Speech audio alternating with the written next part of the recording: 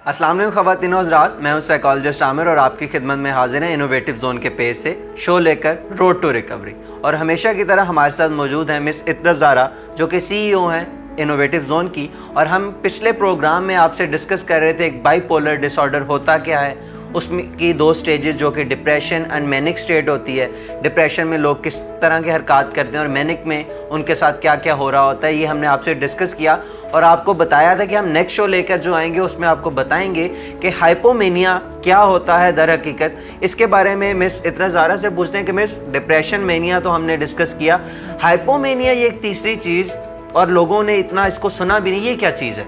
अच्छा, इसमें 2 पोल्स को जानना, 2 मूड्स को डिटर्मिन करना ये ज़्यादा आसान इस वजह से होता है कि हम सभी नॉर्मली अच्छे और ख़राब मूड दोनों के साथ हम सबका वास्ता पड़ता रहता है। तो हम अपने ही मूड को डिपेक्ट करते हुए हम मेनिया की तरफ या डिप्रेशन की तरफ हमें उसे डिफ़ाइन करना ज़रा आसान लगता है। तो हाइपोमेनिया एक ऐसी स्टेट है जिसे मैं अगर एक माहिर के तौर पे डिफ़ाइन करूं तो इसमें एनर्जीज़ ज़्यादा होती हैं, लेकिन मेनिया से ज़रा कम लेवल की एनर्जीज़ होती हैं। लेकिन इसमें खुशी का आंसर नहीं पाया जाता, बल्कि वो जो एनर्जी ज़्यादा पाई जाती है उस एनर्जी को पेशेंट कंज्यूम कर रहा होता है रोने में, लड़ाई झगड़ा करने में, क्योंकि ये सब चीज़ें भी तो, ये अगर नेगेटिव एक्टिविटीज़ हैं ये भी तो आपकी एनर्जी मांग रही होती है। बिल्कुल बिल्कुल। और ये जो हाइपोमेनिया की स्टेट है इसमें वो तमाम चीज़ें जो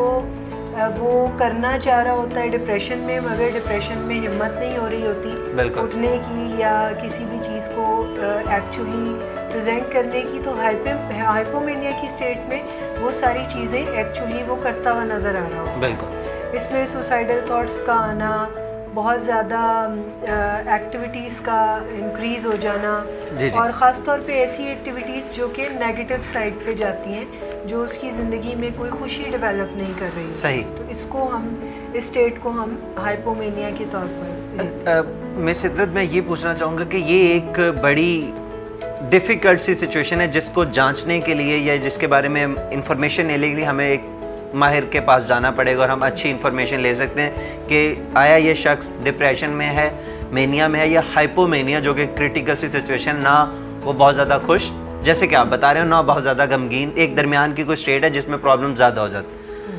इन चीज़ों को जब हम माहिर के पास आते हैं तो हमें कैसे डायग्नोज पता चल सकता है और उसके लिए क्या ऐसे अवामिल हैं जो कि किए जाएं, या उसकी काउंसलिंग या उसकी जो भी आप बताएं, वो क्या ऐसे अवामिल हैं जिनको हम करते हुए इसको पूरा करें? आमिर, डायग्नोसिस की अगर आप बात करते हैं तो डायग्नोसिस बनाने के लिए एक माहिर को भी सबसे अहम चीज़ जो चाहिए वो हिस्ट्री है, कि जो कि उसे फैमिली या जो करीब के अफराद हैं वो लोग वो तमाम चीज़ें मुहैया करते हैं, यानी वो हिस्ट्री पीछे से वो चीज़ें मुहैया करते हैं, और फिर माहिर उसे क्राइटेरियन के ऊपर रख के तो फिर उसका डायग्नोस करने की तरफ जाता है। और कुछ मालूमात जो है वो मरीज़ के रवैये या जो पर्सनल ऑब्जर्वेशन आप करते हैं किसी मरीज़ की, वो रवैये भी आपको बताते हैं कि ये नॉर्मल रवैये नहीं है। इस तरह से एक डायग्नोस बनता है। और दूसरी बात, जहाँ आपने मैनेजमेंट की बात की है, तो मैनेजमेंट के हवाले से मैं ये बताना चाहूँगी कि ये बीमारी एक क्रॉनिक बीमारी है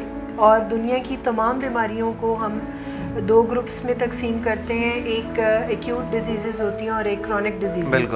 और क्रॉनिक डिजीज़ जो होती है उसकी ख़ासियत ये है कि वो आपके साथ ज़िंदगी में एक दफ़ा अगर शामिल होती है तो वो तमाम ज़िंदगी बल्कि ज़िंदगी ख़त्म हो जाती है। और क्रॉनिक डिजीज़ आप अपनी ऑफ स्प्रिंग को जीन्स के ज़रिए कन्वर्ट करके जाते हैं। तो फिर इसकी जब मैनेजमेंट की बात होती है या ट्रीटमेंट और क्योर की बात होती है, तो यहाँ पर मैं एक बात ज़रूर अपने नाज़रीन को बताना चाहूँगी कि फिर इसका ट्रीटमेंट और इसकी मैनेजमेंट भी क्रॉनिक होनी चाहिए, क्योंकि बीमारी की क्रॉनिसिटी आपको अगर तंग कर रही है तो फिर उस क्रॉनिसिटी का इलाज ट्रीटमेंट की क्रॉनिसिटी के साथ ही कम किया जा सकता है, जिसमें मैं ज़िक्र करूँगी कंपाउंड इफ़ेक्ट का।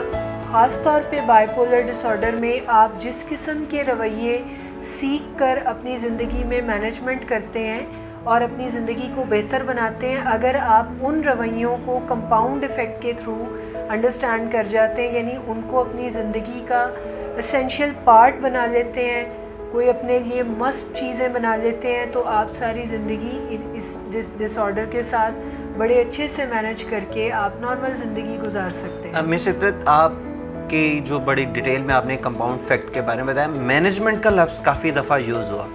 मैनेजमेंट से मैं नाजरीन को आगाह करवाना चाहता हूँ कि ये हम जो एक साइकोलॉजिकल टर्म यूज़ करते हैं, it's not curable, it's manageable. तो ये नाजरीन को अगर आप डिटेल में बता दें कि ये मैनेजमेंट क्या है। देखिए, ये बड़ा आपने खूबसूरत क्वेश्चन पूछा है। जहाँ मैंने क्रॉनिसिटी की बात की है, क्रॉनिक डिसऑर्डर्स की बात की है, तो दुनिया के तमाम क्रॉनिक डिसऑर्डर, मैं अगर आपको शुगर की मिसाल दे दूँ तो शुगर भी एक क्रॉनिक बीमारी है।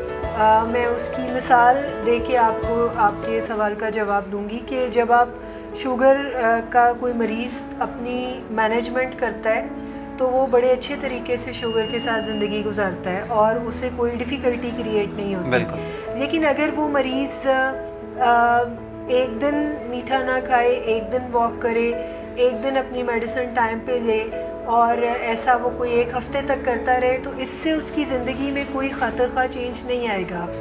या आप उसके बारे में ये बातें नहीं कह सकते कि इसको शुगर थी और आज इसको शुगर नहीं है, अब इसकी शुगर ठीक हो गई। इसी तरह थोड़ी या ज़्यादा वाला चक्कर नहीं है, होता, होती है या नहीं होती। बिल्कुल, आप इसको जब तक मैनेज करते रहते हैं तब तक ही आपको तकलीफ़ नहीं देती। इसी तरह बाइपोलर डिसऑर्डर की भी हम मैनेजमेंट की बात करते हैं कि जब तक आप इसे या जब आप इसे manage. Thank you miss Itrat Zara, जो कि आपने इन्फॉर्मेशन दी। और नाज़रीन, आप भी अगर इस बारे में इन्फॉर्मेशन लेना चाहते हैं तो आप कमेंट कर सकते हैं और अपनी इन्फॉर्मेशन हमारे से शेयर कर सकते हैं ताकि हम आपकी रहनुमाई कर सकें।